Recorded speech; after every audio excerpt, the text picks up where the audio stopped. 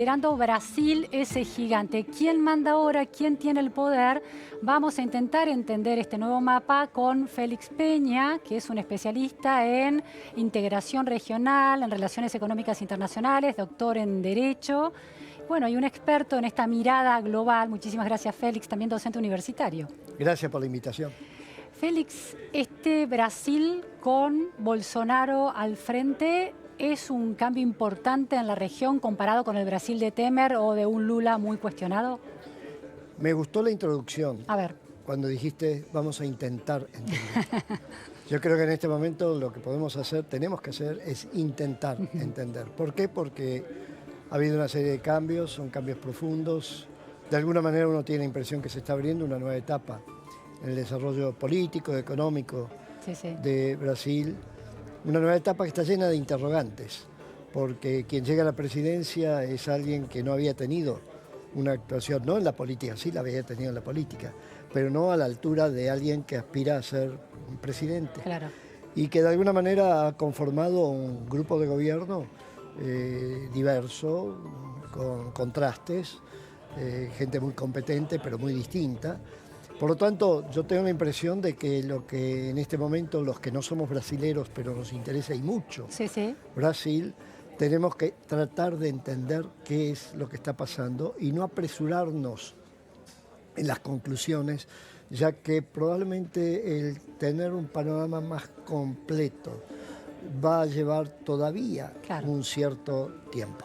Hay una idea común, un mito quizás sobre Brasil en la calle, digamos, no entre los especialistas, de que es un país mucho más nacionalista y proteccionista en lo económico que, por ejemplo, Argentina y otros países vecinos. ¿Esto es efectivamente así? Yo tengo la impresión de que ese es otro tema fuerte, sobre todo de gran actualidad hoy. No hay una sola forma de ser nacionalista. A ver. Es decir, yo creo que de alguna manera, no todos los países, pero muchos países tienen un predominio de una cierta idea de identidad nacional que se traduce a veces en algo así como nosotros primero, como algo así como estoy orgulloso de ser de tal nacionalidad. Sí. Y por lo tanto eso también te lleva a una conclusión que operativamente es importante, que hay distintos tipos de nacionalismo, distintas densidades de nacionalismo. ¿Cómo es la de Brasil? Yo te diría que Brasil de alguna manera refleja algunos hechos históricos o físicos. Un primer hecho físico es que es un gran país.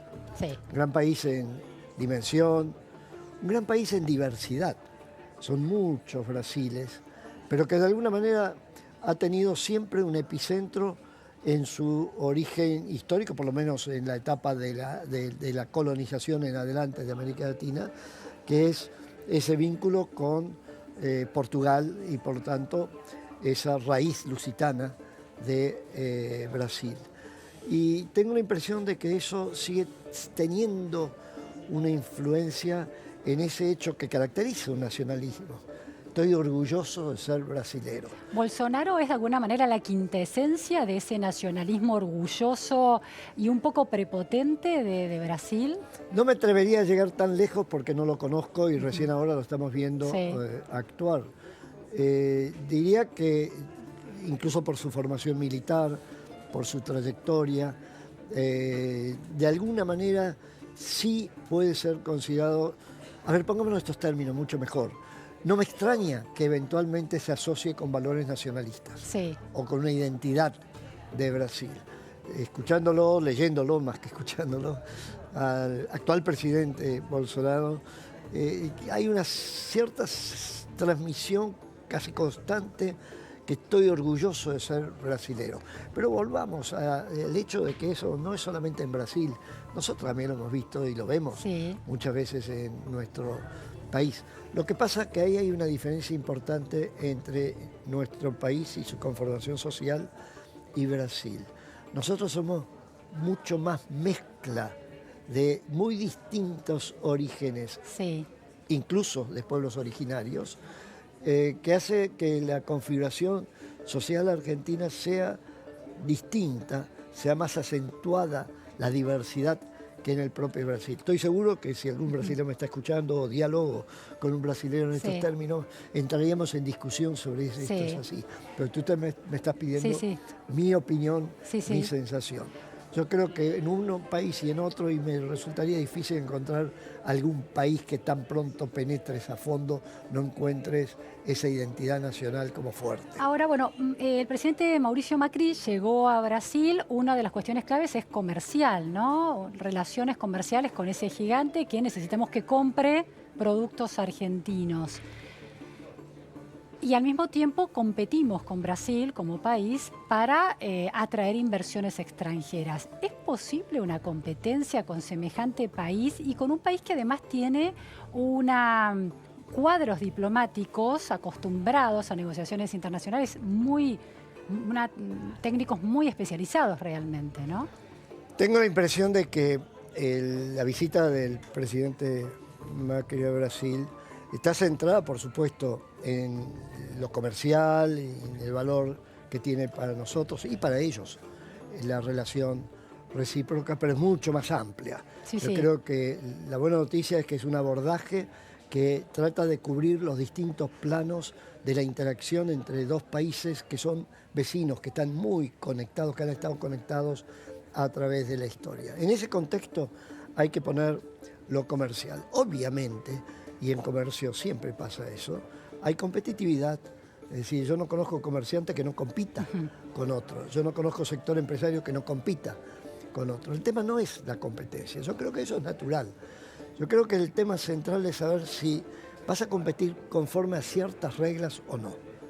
Porque si no hay reglas para competir, es lo mismo que jugar al fútbol sin reglas. Bueno, el ministro de Economía de Bolsonaro, Paulo Guedes, anticipó que el Mercosur no es lo que más le interesa, ¿no? Bueno, anticipó eso en un momento en que lo apuraron un poco, era el día además que asumía, es mejor dicho, que habían ganado las elecciones. Sí, después se retractó, pero...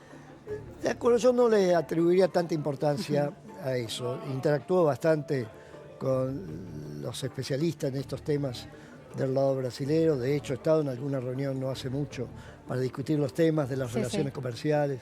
¿No se va a cortar solo Bolsonaro con el tema arancelario? ¿Y va a hacer acuerdos unilaterales con la Unión Europea o con Canadá o con Estados Unidos? No creo que sería grave para Argentina eso. No creo que lo haga. No estoy en condiciones de decir si no le gustaría hacerlo, eso es otro tema. Pero ¿por qué no creo que lo haga? Porque hoy en día, 30 años después que se inició el proceso de integración Argentina-Brasil, en la época de Alfonsín, de alguna manera estamos tan conectados y tan imbricados, tan vinculados entre nosotros. El ejemplo mejor es el sector automotriz, que es muy difícil desatar eso. Claro. Y el desatar puede tener tanto costo como lo que estamos observando hoy, literalmente hoy. ¿En qué cuál que es el costo que están teniendo nuestros amigos los británicos por la decisión de irse de la Unión Europea. Como un efecto dominó, tomar una decisión económica o comercial puede generar un efecto dominó más sistémico. Un efecto dominó que tiene mucha vinculación con lo que fue la idea fundacional de la integración europea, que cuando se pusieron a trabajar en lo que fue la Comunidad Europea del Carbón y del Acero, iniciativa fundamentalmente francesa. Y la idea central era generar solidaridades de hecho, encadenamientos. Encadenamientos en el sentido de que no puedo desconocer el vínculo que tengo contigo, aunque te quiera matar, pero no puedo desconocer ese vínculo. Por lo tanto, no tiene nada que ver con amistad o no amistad. Tiene que ver que has armado una red. Claro. Y en cualquiera de nuestros planos de vida, diaria, familiar o no familiar, cuando sos parte de una red, sabés los límites que tiene el romper con la red. Claro, claro. Y los costos que eventualmente tiene. Ahora, en términos de las inversiones que pueden llegar a América Latina desde Estados Unidos o de China, Brasil tiene una relación muy aceitada con esos dos gigantes y recibe fuerte inyección de inversiones. ¿Cómo se planta Argentina, que es un mercado mucho más chico, es menos contundente en la recepción de esas inversiones? ¿Hay alguna chance? Que es un mercado más chico es un dato de la realidad y eso no se puede desconocer. Es una relación de 1 a 4 en cada una de las variables principales que te permiten medir una Claro. actividad económica, mercado y demás. Lo cual no quiere decir que no tenga valor lo tuyo.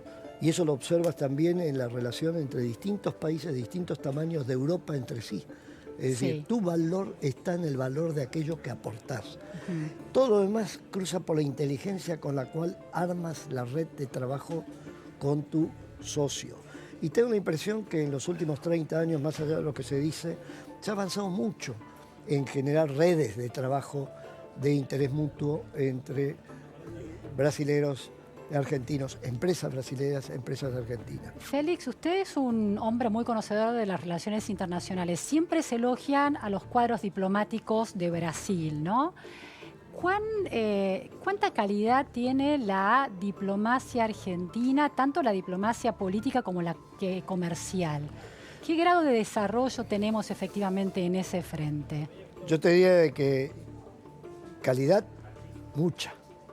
Que el tema no es la calidad. ¿Cuál es el tema? La calidad de los sectores de quienes forman parte de los equipos. El problema a veces, no solamente en Argentina, en otros países, incluso en Brasil, es la capacidad de trabajar en equipo. La capacidad de articularse no solamente entre los diplomáticos, sino entre la diplomacia y los distintos sectores de la sociedad civil. En una palabra, para hacer una diplomacia económica y política de un país, Argentina, lo que necesitas de alguna manera es trabajar en equipo. ¿Sabes dónde lo hemos puesto muy de manifiesto? G20. El año pasado en el G20. Claro. Pero no en la cumbre del G20. En la Fue previa. todo un año de trabajo en equipo. Y ahí tienes la importancia clave que tiene para el trabajo en equipo el papel del líder. El líder es el presidente en una sociedad, en un país. Pero no es solamente el líder. Tiene que tener su equipo en la presidencia. Hay una cosa interesante que traiga a colación el G20. A mí me parece una cosa muy interesante. Se discutió mucho si ese festejo en el Teatro Colón era la estética adecuada, si sí, si no.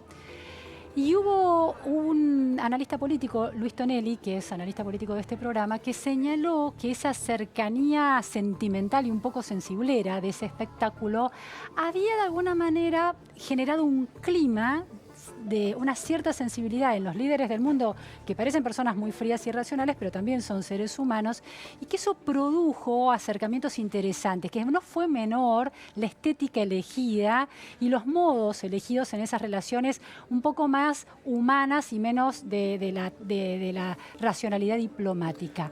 ¿Cuánto pesa ese tipo de sensibilidad en la relación entre dos países como Brasil y Argentina, con un presidente, Mauricio Macri, que tiene un perfil más racional y más frío y más contenido, comparado con el de Bolsonaro, que es un hombre de la centroderecha o de la ultraderecha, muy desembosado en las manifestaciones acerca de aquellos derechos sociales con los que no coincide, o posicionamientos de minorías con los que no coincide?